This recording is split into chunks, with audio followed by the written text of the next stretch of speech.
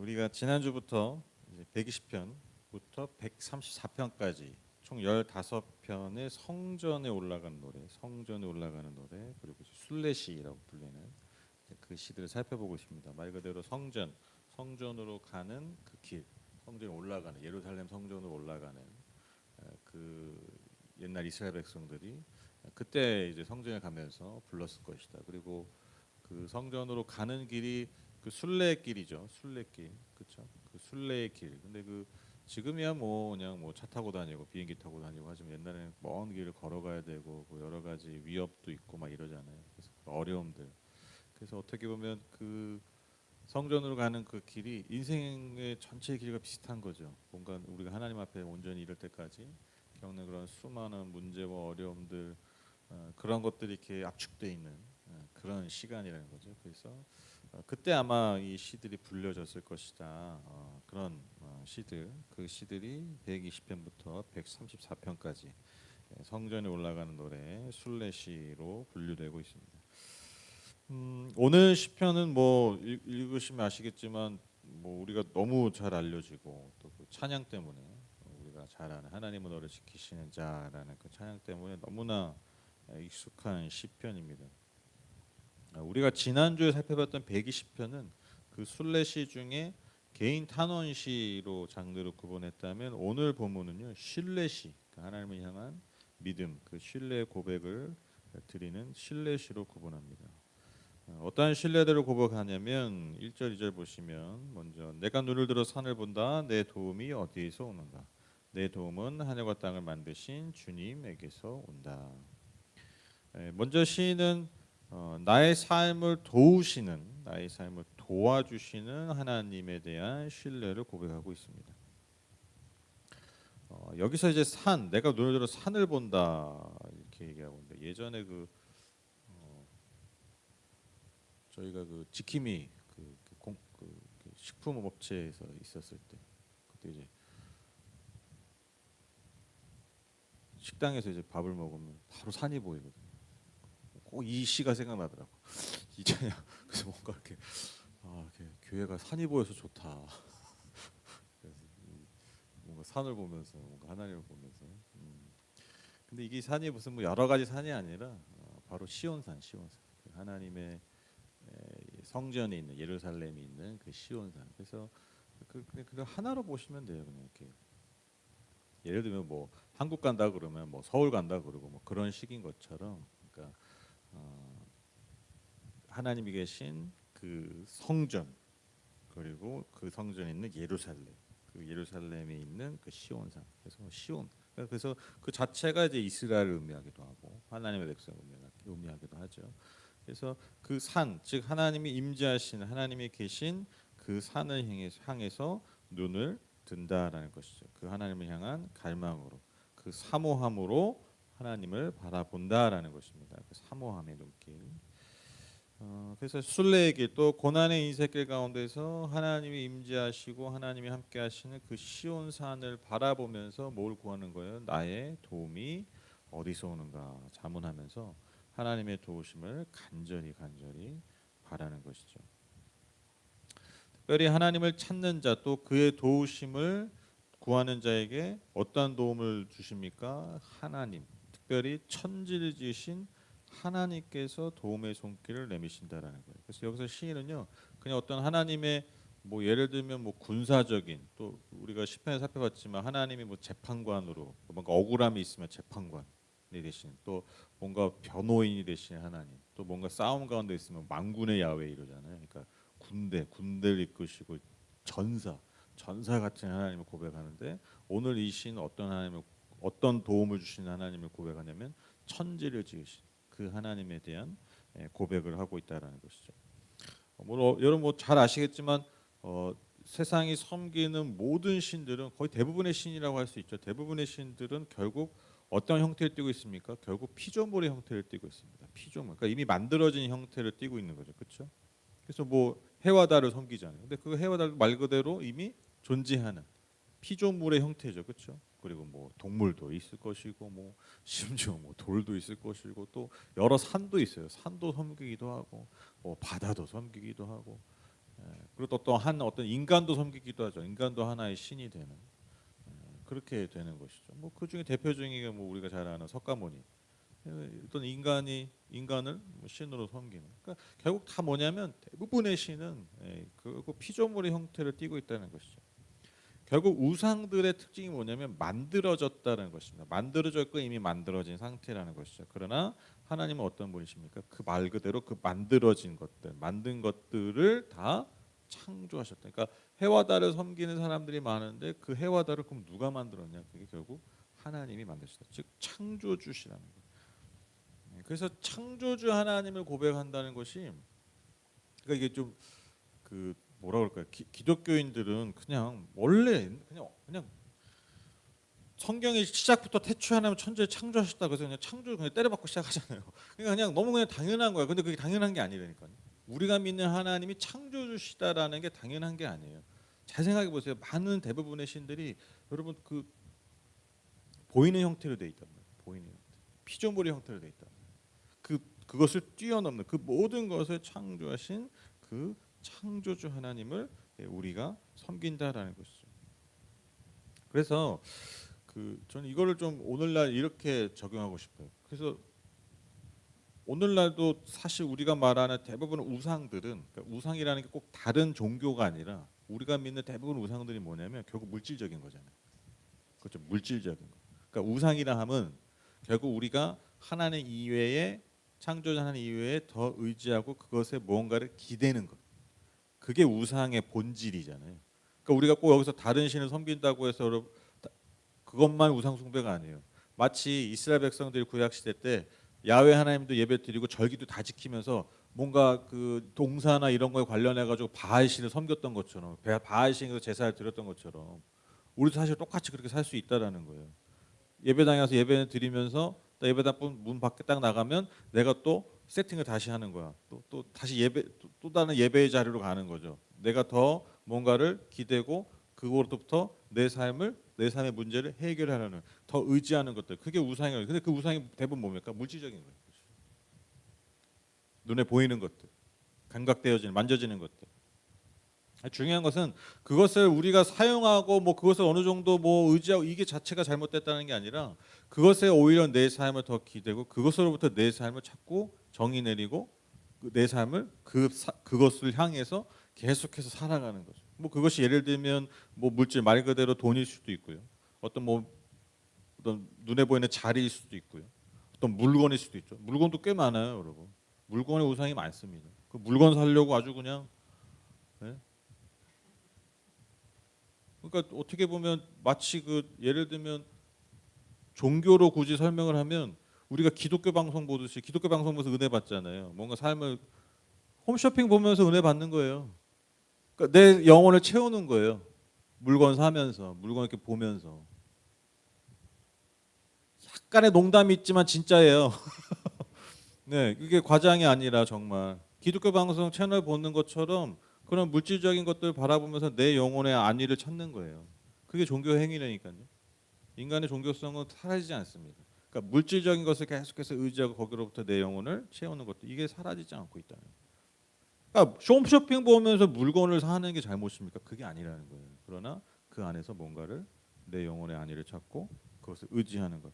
그래서 우리가 그러니까 우상 숭배를 찾고 이게 벗어나는 게 뭐냐면 뭐 세상과 단절히 살아라 이런 게 아니에요. 똑같이 그걸 사용하죠.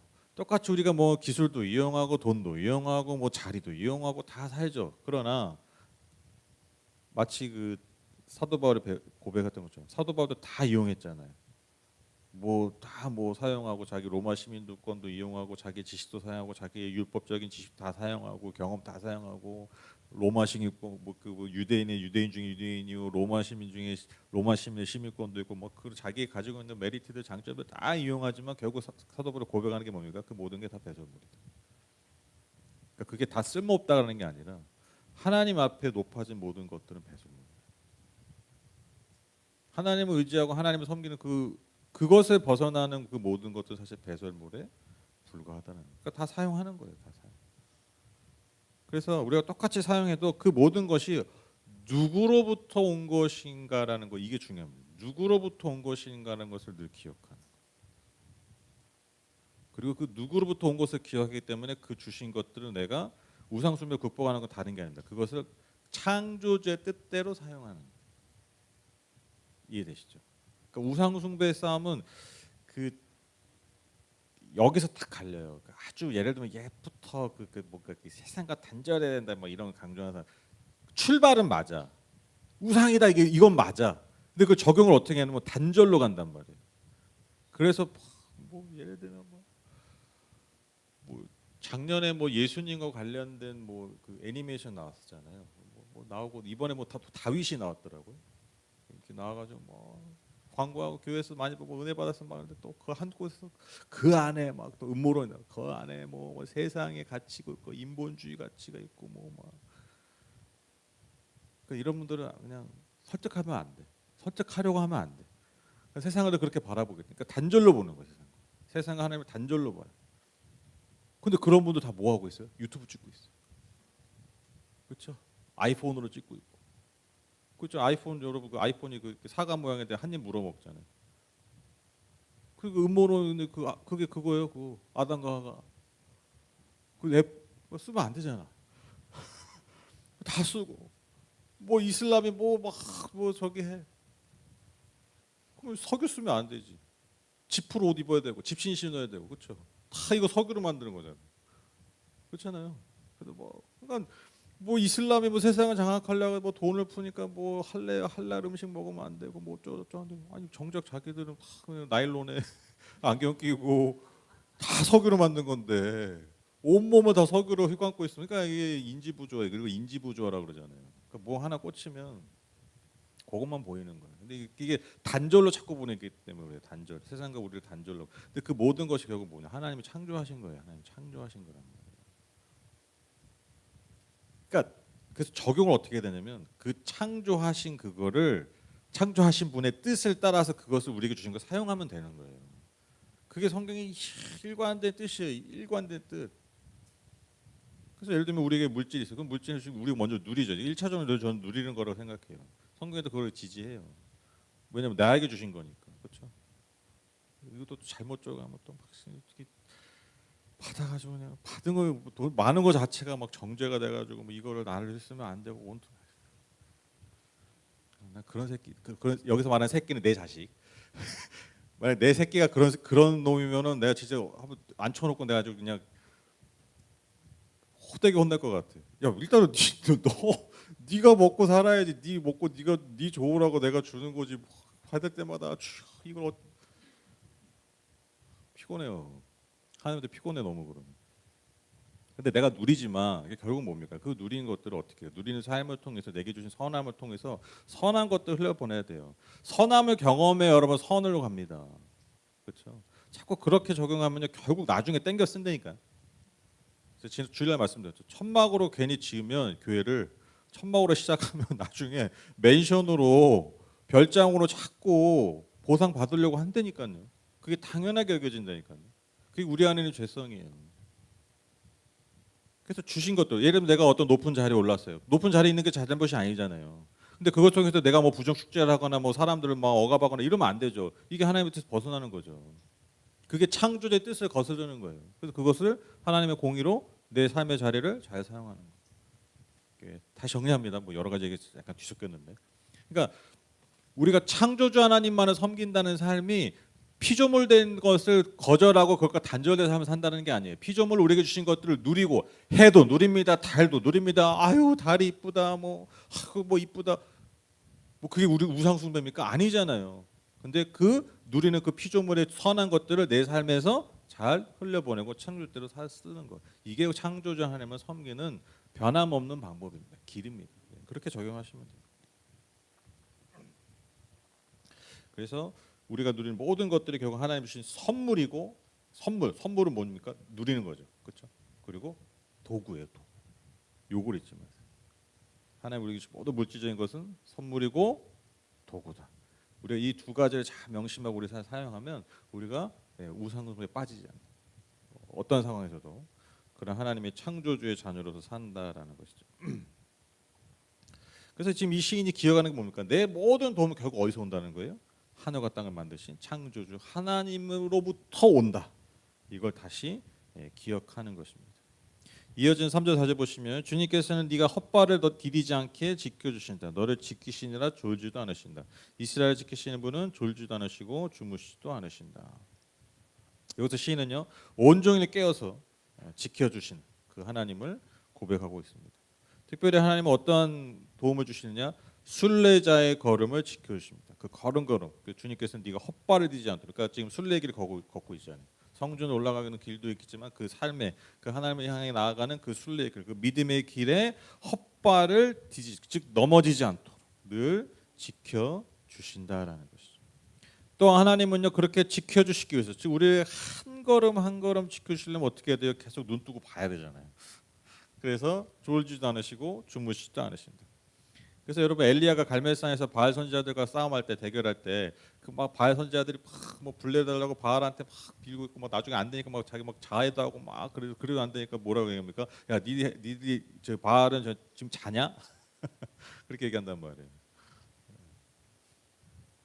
여러분 고대 근동의 신들은요 인간과 다를 바가 없어요. 그 옛날 뭐 고대 근동도 그렇지만 우리가 좀 그래도 좀 들어서 알고 있는 뭐 예를 들면 그리스 로마에 있는 뭐 신화들 이렇게 보면은 그냥 인간의 삶과 똑같아요. 인간과 하듯이 똑같아요. 서로 질투하고 시기하고 싸우고 뭐 그래서 막 죽이기도 하고 막 그런단 말이죠. 고대 근동의 신도 마찬가지입니다. 인간과 다를 바가 없이 살고 그다음에 뭐 귀찮은 거 싫어하고 그래서 뭐 자기 귀찮은 거 더러운 일 하기 싫어가지고 그래서 인간 만들었잖아요. 그게 고대 근동 신화에 나오는 인간 신의 모습이에요. 그래서 그들도 똑같이 인간처럼 잠을 잡니다. 근데 여러분 그 잠을 잔다는 게요.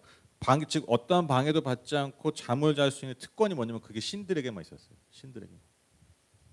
그래서 여러분 그 우리가 삶이 어려울수록 뭐가 사라지냐면 잠을 자는 특권이 사라지잖아요. 그렇죠? 그래서 월요병이 생기잖아요. 이 벗어날 수 없는 인생의 굴레. 월요일 날 무조건 뭔가 나가야 되는, 출근을 해야 되는 그게 고통이 심하잖아요. 그게.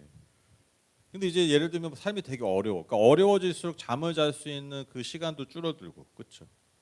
너무 당연한 거죠. 뭐 노예들 뭐 마찬가지 아니겠습니까? 옛날에 뭐 노예들 생각 뭐 그들이 뭐 잠을 잘 특별 특권 어디 있어요? 그냥 주인이 부르는 대로 해야 되고 주인이 하라는 대로 해야 되고 그렇죠? 그런 것들이죠. 근데 말 그대로 신들은요 잠을 잘 수 있는 특권, 내가 자고 싶을 때 자고 편안하게 자고 누구에게 방해받지 못하는 그런 특권이 있었다라는 거예요.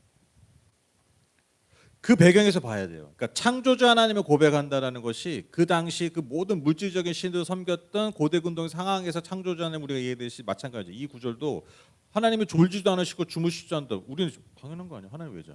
그건 인간이나 자는 거지. 그렇게 생각하는 거잖아요. 근데 이게 그런 배경에서 이해하시면 안 돼요. 당시의 신들은 당연히 잠을 자는 게 그 신의 특권이고 그게 신이야. 그러니까 신이야 그게. 우리랑 다르게 그렇게 잠을 잘 수 있으니까. 근데 하나님이 똑같이 아니 그걸 넘어서서 심지어 잠을 못 자. 누구처럼? 노예처럼. 누구 때문에? 나 때문에. 이게 만만한 고백이 아니에요. 그래서 그러니까 당연한 고백이 아니에요. 창조주 하나님 뭐 잠을 잘 필요가 있어? 그게 아니라 그 당시 모든 신들이 잠을 잘 수 있는 특권이 있었는데 그 신적 특권을 내려놓고 피조물을 지키신다는 거예요. 엄청난 고백이죠. 제가 자주 말씀드리잖아요. 하나님이 우리를 사랑하는 게 당연한 게 아니라니까요. 하나님은 사랑이시다. 너무 당연하잖아요. 당연하게 하나님 사랑 아니면 뭐 내가 왜 하나님 믿어? 그렇게 얘기할 수 있는데 하나님이 사랑하시는 게 당연한 게 아니에요. 창조주가 여러분 사랑을 한다? 사랑의 필수 불가결한 조건이 뭡니까? 자기 희생이라니까요. 자기 희생. 아니 창조주가 뭐하러 자기 희생을 하냐고요. 자기 희생할 필요가 없어요. 왜? 그 존재 자체로 충족되기 때문에. 그 존재 자체로 충족되고 모든 처음과 과정과 마지막까지 그 모든 신이 그 창조주가 모든 것들을 주관하고 그 모든 것 위에 있고 그 모든 것을 포괄하는 게 하나님인데 창조주인데 창조주가 뭐하러 사랑을 하냐고. 사랑할 필요가 없다니까요. 그래서 여러분 그 삼위일체라는 게 그래서 신비라는 거예요. 삼위일체는요 이걸 뭐 이해하려고 하면 돼 그냥 신비예요 신비. 아니 어떻게 하나가 셋이고 셋이 하나니까 그러니까 결국 뭡니까? 관계로 존재한다는 거잖아요. 관계. 저는 그렇게 항상 이해해요. 그렇게 이해하면 저는 쉬워요. 그러니까 창조주 하나님은 태초부터 관계로 존재하시는 거예요. 근데 관계라는 게 뭡니까? 그 하나된 관계의 특징이 뭡니까? 자기 희생이 있어야 가능한 거예요. 그렇죠? 자기 희생이 있어야 돼요. 그러니까 하나님께서는 그 사랑에 충만하시기 때문에 태초부터 홀로 존재하실 수 있는데 자기 희생적으로 존재하시는 거예요. 이거 접어도 돼요. 이 정도 깨달으면 접어도 돼. 그냥 오늘 밥 먹어도 돼요. 요즘 그냥 자기 희생적으로 존재하시는 하나님의 대단한 거 아닙니까? 진짜 대단한 거 아닙니까? 창조주가 당연한 게 아니라는 거예요. 잠을 주무실 필요가 없는 분이지만 그런 의미가 아니라 늘 우리를 자기 희생적으로 우리를 돌봐주신다. 신들의 특권까지 포기하면서. 그러니까 예를 들면 이게 만약 고대근동으로 가버리면 니들 신이냐 잠도 못 자냐 무시할 수 있다니까요. 근데 우리는 반대죠. 우리 신은 잘 주무시지도 않고 졸지도 않고 나 돌봐주셔. 그 차이라는 거죠. 그러니까 여러분 태초부터 관계로 존재하셔서 사랑이 충만하셔서 자기희생적으로 존재하셨고 그렇게 이스라엘 백성들을 만드셨고 그 인간을 만드셨고 그 인간을 위해서 자기 희생을 하셨고 맨날 만들어놨는데 내 말 안 듣고 고생하고 마음고생하고 그러다가 또 그래도 이것들 구원해야지 그래가지고 이스라엘 백성 택해가지고 또 구원했는데 이스라엘 백성 이것들은 더해 택했는데 이것들은 더한 놈들이야. 더 막 이놈들 때문에 그냥 마음고생하고 안 되겠다 그냥 심판하자. 근데 또 심판하겠다니 마음이 너무 아파가지고 또 구원하고 막 그런데 도저히 안 돼서 그 자기 희생의 끝이 그게 예수 그리스도예요. 태초부터 자기 희생적으로 존재하셔서 희생하시고 피조물을 돌보신 그 절정이 뭐냐면 내 아들의 생명까지. 그러니까 제가 말씀드렸죠. 어떻게 보면 내 목숨을 희생하려면 뭔가 큰 가치를 살 수 있다니까요. 아니 자식 새끼 잡아가지고 희생하는 그게 가능한 얘기입니까? 그걸 안 가능하다니까요. 불가능해요. 내가 뭔가 좋은 뜻을 이루고자 이건 그러니까 자기 희생의 끝이에요. 그게 생명을 가진 존재 자기 희생의 끝이 뭐냐면 나로부터 태어난 생명을 바치는 거예요. 이거만한 희생이 어디 있어요? 없어요. 꺼내 보세요. 있나? 사실 훔쳐놓은 게 있는데 이거 드립니다. 어떠한 희생도 여러분 나로부터 태어난 생명을 여러분 바치는 것만큼 큰 희생이 없어요. 그것만 희생. 그 절정을 보여주시는 하나님의 자기 희생. 그게 예수 그리스도 성육신을 통해서 완전히 증명된 것이니까 그러니까 우리가 믿는 하나님이 이런 분이에요. 우리가 믿는 하나님이 이런 분이라는 것이죠. 대단해요. 저도 하나님 믿지만 가끔 생각하면 대단한 분이야. 그래서 오늘 설교 제목이 우리가 창조주 희생을 우리가 보호받는 것도 가끔 당연히 여기는데 그러니까 하나님이 나니까 당연히 보호하시지 그게 아니에요. 하나님이 날 보호하신다는 것은 나를 도와주신다는 것은 창조주의 자기 희생으로 가능한 자기 희생. 5절 6절 보시면 주님은 너를 지키시는 분 주님은 내 오른쪽에 서서 너를 보호하는 그늘이 되어 주시니 낮의 햇빛도 너를 해치지 못하며 밤의 달빛도 너를 해치지 못할 것이다. 여기서는 이제 보호자 되신 하나님을 고백합니다. 그늘 잘 아시죠? 고대 근동과 그 사막의 기후에서 그늘은요 정말 그 내리쬐는 그 태양 그 열기로부터 생명을 지킬 수 있는 정말 그리고 쉴 수 있는 지친 몸을 재충전할 수 있는 쉼터의 기능을 합니다. 그래서 특별히 광야에서는요 이게 그늘을 만나냐 못 만나냐가 광야를 지날 때 정말 내가 생명을 지킬 수 있냐 못 지키냐 이걸 판가름하는 거예요. 그러니까 그늘만 있으면 거기서 살만하다니까요. 저도 이제 광야 투어 해봤지만 이렇게 황량하잖아요. 근데 이제 이렇게 어디 이렇게 나무나 이렇게 뭐가 이렇게 경사가 있거나 거기 밑에 그늘이 있죠. 그리고 그러면 이제 괜찮아요. 왜냐면 그 습도가 없기 때문에 습도가 건조하기 때문에 그늘만 있어도 살만합니다. 숨쉴만하고. 제가 이스라엘 그 선교 갔을 때도 에어컨 굳이 없어도 돼요. 선풍기만 있어도 충분히 시원하고 그럽니다. 실내에 있어도. 우리나라는 안 되죠. 만약에 하나님이 이제 우리나라에 이 시대 예수님이 오셨으면 우리가 시편 다시 쓰면 주님은 너를 지키시는 분 오른쪽 너를 보호하는 에어컨이 되어 주시니 이렇게 해야 돼요. 에어컨 없으면 안 되고요. 저도 이제 여름에 한여름에 배달하다 보면 막 엄청 덥거든요. 엄청 푹 찌는데 이제 제가 진짜 좋은 데가 어디냐면 카페 픽업하러 가요. 카페가 유단히 시원해. 식당 이런 데보다 카페는 뭐 물도 잘 안 쓰고 하니까 그래서 그런지 유난히 시원해. 카페 들어가면 정말로 그 조금 과장해서 영혼이 솟게 되는 경험을 합니다. 그 영혼이 솟게 된다는 그 표현이 있잖아요. 그걸 좀 느껴요, 진짜. 딱 그 카페 잠깐 들어가서 인사하고 이제 뭐 음식 갖고 딱 나오는 그 짧은 순간에서 이렇게 좀 다른 때보다 좀 천천히 걸어요. 1, 2초로 좀 더 있으려고. 그럼 이제 영혼이 솟게 돼서 또 다시 힘을 냅니다. 그러니까 그늘 우리가 이제 그런 경험 하시잖아요. 그렇게 하나님 나를 생명을 지켜주신다는 거예요. 그리고 또 이 그늘이라는 게 당시 고대 근동과 이집트, 특별히 이집트에서 그늘이 어떤 영역이냐면 신과 왕들이 활동하는 영역이에요. 신과 왕들이 활동하는 영역. 그러니까 그늘이라는 곳은 뭔가 신과 왕들이 활동하는. 생각해 보면 그 옛날 영화 같은 거 보면 이렇게 왕이 이렇게 뭐 걸어다니면 꼭 옆에 이렇게 큰 뭐 이렇게 들고 그늘 만드시거든요. 왕이 이렇게 햇빛 안에 있으면 안 돼. 왕은 신과 같은 존재고 우월한 존재이기 때문에 그 그늘 아래 있어야 되잖아요. 예. 그런 의미로서 이제 아마 적용했던 것 같아요. 그러니까 하나님이 활동하는 영역이 그늘이에요. 근데 그 그늘을 통해서 또한 내 삶에 새로운 생명과 재충전할 수 있는 쉼을 주신다라는 것이죠.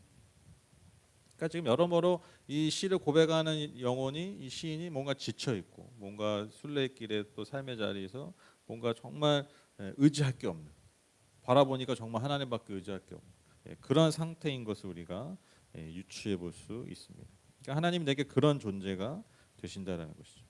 그리고 오른쪽에 서서 나를 도와주신다고 하는데 그 오른쪽이라는 게 보통 오른쪽에 누가 있냐면 하나님이 우리의 변호인이시다.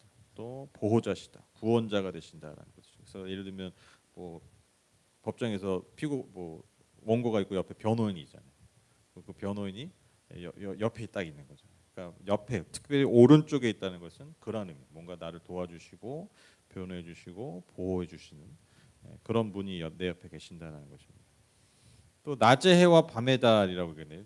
말 그대로 이제 뭐 극과 극이죠. 낮의 해, 밤의 달. 그러니까 극과 극의 경계를 언급함으로써 온 전체를 의미하는 그런 표현이죠. 용법이죠. 그래서 온종일 내 삶의 온종일 하나님께서 나와 함께하시고 도와주신다. 또 낮의 해는 뭐 당연히 뭔가 그 낮의 해를 그냥 직접적으로 계속 받으면 뭐 탈수도 일으킬 수 있고 또 어떤 뭐 열사병 막 이런 것들 큰 문제가 되죠. 저도 이번에 알았는데 여러분 그 뭐 열사병 뭐 이런 게 걸리면 뇌가 녹는데요. 그 되게 위험한 거예요. 계속 그 열에 이렇게 노출되면 뇌의 문제. 그래서 막 쓰러지고 하는 게 뭐냐면 그 뇌가 굉장히 연화돼요.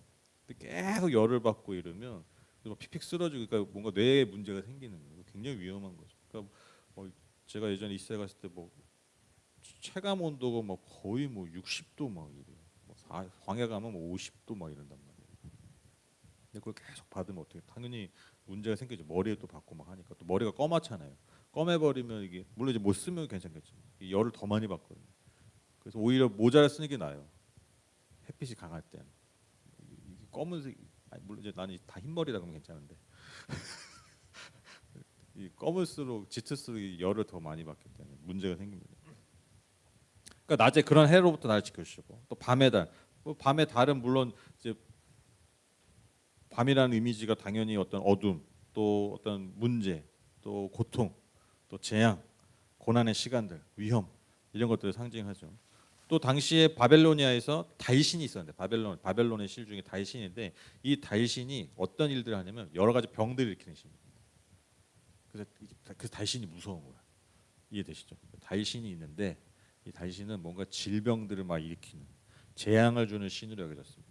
그래서 그러한 재앙으로부터 또한 나를 지켜주신다라는 것들을 이렇게 고백하고 있습니다. 즉 정리하면 24시간 온종일 온갖 위험과 고통 가운데 살아갈 수 없는 우리 같은 순례자의 삶, 그 믿음의 삶에 하나님이 지켜주시고 보호해 주신다라는 고백입니다. 마지막 7절 8절입니다. 주님께서 너를 모든 전에서 지켜주시며 네 생명을 지켜주실 것이다. 주님께서는 네가 나아갈 때나 들어올 때나 이제부터 영원까지 지켜주실 것이다. 여기서 이제 마지막으로 고백하는 하나님 어떤 하나님입니까? 모든 삶, 내 모든 삶을 영원까지 지켜주신 하나님을 고백하고 있습니다. 물론 이런 고백 가운데 우리가 질문할 수 있죠. 아니 뭐 그럼 믿는 사람도 뭐 문제가 없냐 고난 있죠. 하나님의 백성들에게 아무런 사고와 고난이 일어나지 않는다는 것이 아닙니다. 그러나 중요한 게 뭐예요? 그 모든 상황 가운데, 그 모든 고난 가운데서 하나님이 우리를 지켜주신다라는 거예요. 즉 우리의 생명을 지켜주시고 우리의 영혼과 우리의 영원을 지켜주신다라는 것입니다. 즉 여러분 우리가 착각하면 안 되는 게 하나님의 보호와 하나님의 지켜주시는 건요. 인간이 감각할 수 있는 이런 감각과 환경 가운데서만 지켜주신다는 게 아니에요. 이해되시죠? 그러니까 하나님 우리를 지켜주신다는 게 지금 우리는 뭐 아무 사고도 안 나고 아무런 문제도 없고 질병도 안 걸리고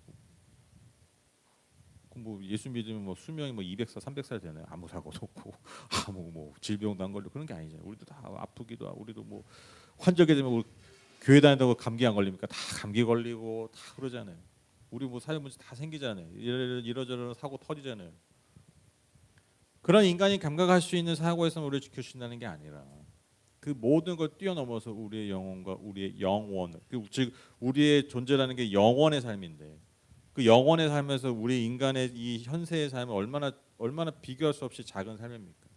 그 영원의 관점에서 하나님이 우리를 지켜주신다라는 것이죠.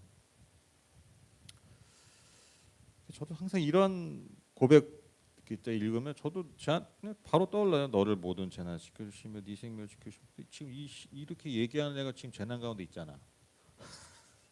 그렇잖아요. 네가 나갔다나 들어왔다나 이제부터 영원까지 지켜주실 것이다. 지금 나가서도 문제 생기고 들어오니까 또 집구석도 말도 아니네.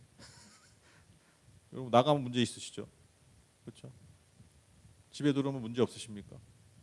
네, 집구석에도 문제가 늘 여전히 존재하죠. 근데 뭘 지켜주신다는 거야?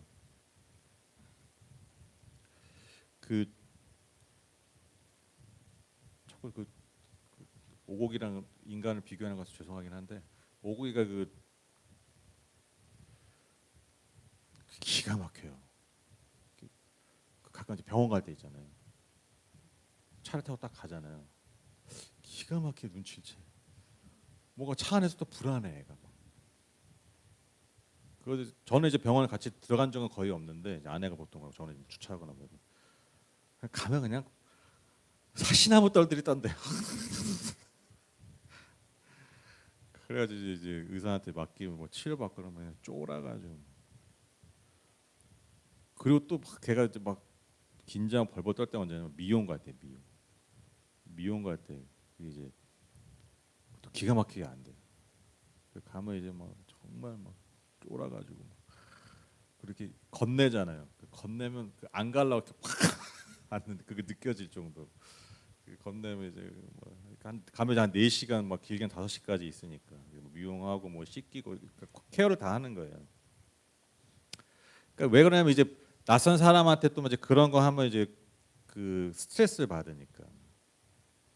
그리고 이제 또 이제 가끔 이제 제 아내가 이제 이렇게 정리를 해준단 말이에요. 털 정리가 안 하면 안 되잖아요. 이게 털 정리 굉장히 스트레스인가 봐요. 그리고 씻는 거, 물 다는 거 되게 싫어하잖아요. 그 강아지들이나 뭐 고양이들 많이 싫어하는데 그래서 막 하고 이제 막 씻고 뭐 드라이하고 막 1시간 뭐 이상 걸린단 말이에요. 그럼 이제 막 뭐 털에서 막 이래요. 막 이러는 거래요. 막 이러고 너무 스트레스인 거예요. 그래서 이제 딱 끝내면 이제 막 거실을 뭐몇 바퀴 뛰어 막 스트레스 받아가지고 교회에서 그런 거 좀 모르시죠? 근데 여러분 집 보세요. 오곡이가 되게 스트레스 받고 힘들어하는 게 뭐냐면 병원 갈 때, 미용할 때, 씻길 때, 뭐 털질할 때 그런. 근데 이게 다 뭡니까? 건강과 미용, 아름다움, 건강한 어떤 견생, 견생을 위한 거잖아요. 그렇죠? 근데 얘는 그걸 모르잖아요. 내가 창조주는 아니지만 걔보다 훨씬 비교할 수 없는 우월한 존재로서 내가 걔의 생을 볼 때 그 견생의 건강과 아름다움을 위해서 중간중간 필수 불가결로 필요한 시간이에요. 근데 죽었다 깨나도 오고기는 몰라. 이게 내 아름다움과 건강한 삶을 위해서 반드시 거쳐가야 되는 과정이라는 것을 조금도 아니고 절대로 모릅니다. 절대 몰라요. 영역이 다르기 때문에. 인식의 영역이 달라요. 그러니까 여러분 우리가 아유 고난이 우리에게 필요하지 이건 좀 우리가 인식하는 정도잖아요. 이거를 뛰어넘는 하나님의 인식 영역이 있다라는 거예요. 우리의 삶에 벌어진 환경 가운데. 이해되시죠? 이해 안 돼야 된다니까. 그래도 이해 안 되는데 이게 우리 안 돼요. 그러니까 여러분 어떤 유명한 신학, 어떤 똑똑한 사람도 왜 인간의 삶에 하나님이 선하신 이게 신정론이죠. 하나님이 선하신데 어떻게 우리의 삶에 고난했냐? 이거 대답 못 해요. 왜? 이게 우리의 인식의 영역을 뛰어넘는 거예요. 안 돼요. 예를 들면 오고기가 저기 미용 가가지고 친구가 생겼어. 서로 대화하는 거. 우리 왜 여기 있냐? 왜 이렇게 고생해? 몰라. 그냥 힘들기만. 그러고 끝나는 거야. 도저히 이해가 안 돼. 우리 집 맨날 좋은데 이럴 때 도저히 이해가 안 돼. 주인이 아닌 것 같아. 너도 그러냐? 나도 그래. 죄송해요. 자꾸 개소리해서. 이제 연기하다 이제 개연기까지 하네. 우리 영역이 아니에요.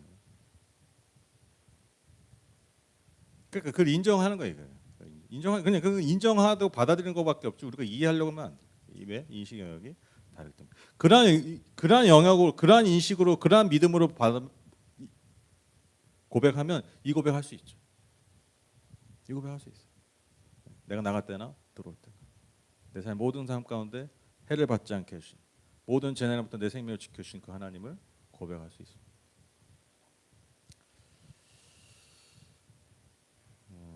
제가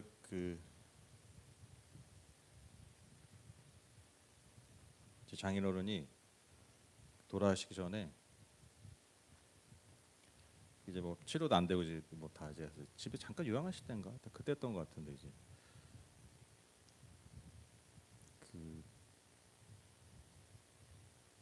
저희 하늘밖에 유튜브 보면서 이렇게 좀 많이 계셨나 봐요. 예배드리고 이런 거 많이 좀 힘이 되셨나 봐요. 근데 이제 장모님이 그 얘기 하시는 거예요. 제가 또 예배 때 하나님은 너를 지키시는 자 그 찬양을 이렇게 했었는데 그게 되게 좋으셨나 봐요. 그 찬양 자꾸 들으신다고 그러시더라고요.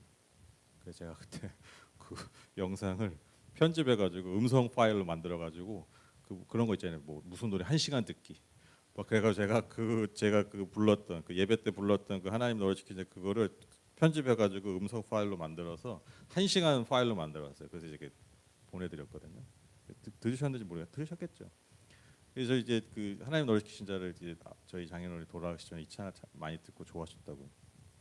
지금도 이 찬양 볼 때 장인어른 종종 생각이 나는데 조심스러운 말이지만 갑자기 살다가 내 삶에 예를 들면 불치의 병이 딱 걸렸다는 것은 당연히 해를 받은 거잖아요. 어떻게 보면 신이 나를 버린 것 같고 나를 지켜주지 않는 것 같잖아요. 근데 우리는 누구도 장인어른이 해를 당했거나 하나님한테 버림받았다라고 얘기하지 않아요. 그 모든 과정을 통해서 오히려 하나님께 받아들여지고 그 모든 지난 삶을 뒤로 하고 하나님의 자녀된 삶을 살고 고백하고 하나님 품에 안기는 인생의 마지막에 역설적으로 가장 해를 받는 시간이었지만 그 하나님께서 나를 밤낮으로 지켜주신다라는 고백을 품고 그렇게 하나님께 가십니다. 그러니까 이게 역설이죠. 이게 역설. 누가 봐도 해를 받은 것 같지만 하나님이 나를 심판한 건 아니요. 오히려 그 모든 과정이 하나님이 나의 영혼을 영원토록 지켜주셨다. 그 과정이라는 거죠.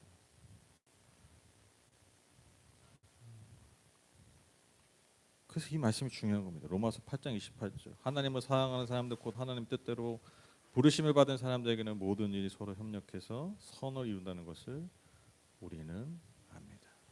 그러니까 이게 창조주의 관점으로 봐야 이 고백을 할 수 있는 거예요. 우리의 삶의 결론은 해가 아니라는 거예요. 우리의 삶의 결론은 선이라는 거죠. 그러니까 이것을 믿기에 오늘도 우리는 이 시인처럼 오늘의 시인처럼 고백할 수 있는 겁니다. 주님께서는 내가 나갈 때나 들어올 때나 이제부터 영원까지 지켜 주십니다. 그래서 마지막 잠깐 좀 적용하면 여러분 두 가지가 중요합니다. 아까 처음 말씀드린 것처럼 우리가 하나님의 보호, 하나님의 도우심을 받는다는 것이 당연한 게 아니라는 거. 그 겸손함의 인정이 늘 있어야 됩니다. 창조주의 자기 희생이 있다라는 거. 그것을 우리가 꼭 기억했으면 좋겠습니다. 그리고 마지막으로 혹시 여러분 우리 삶 가운데 고난이 있고 문제가 있다면 당연히 인간이니까 처음에는 그 막 해를 받고 막 이런 것 때문에 힘들고 어렵고 하지만 그 내가 얻는 지금 이 환경과 어려움 때문에 내가 얻는 그런 고통에 집중하기보다는 그 모든 과정을 통해서 영원하신 창조주신 하나님께서 또한 같은 영원성을 가진 나에게 주시는 선이 무엇인가? 그러니까 그 선에 주목하는 거예요. 선. 이거 또 더 얘기하면 이제 오늘 예배 못 그냥 간단히 정리할게요. 내게 주신 삶의 선이 무엇인가? 그것에 항상 우리의 마음을 두고 우리의 시선을 두면 모든 삶을 통해서 오늘 이 시편 121편을 우리가 정말 하나님 앞에 우리의 마음의 중심으로 고백하게 될 줄 믿습니다.